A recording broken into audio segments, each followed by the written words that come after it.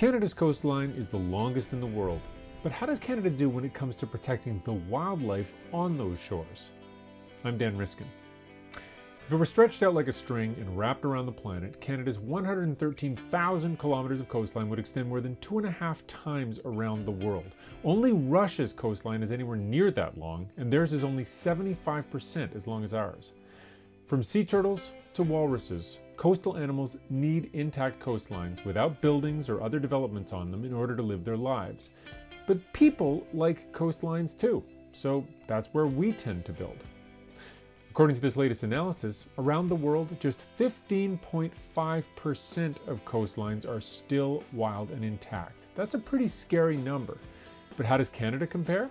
Well, not only do we have the most coastline, but we also have the most intact coastline as a percentage of total.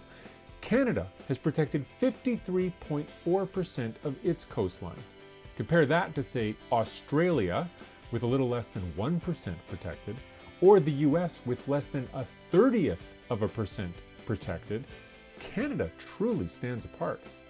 In fact, even though Canada has about 1/6 of all the coastline in the world, we have more than half of all the intact coastline that's left in the world.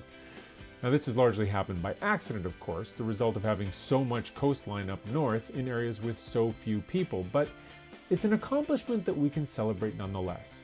But of course, now the question is, as climate changes and industry and agriculture shift northward, can we enact policies that keep those coastlines functioning for the wildlife that depend on them?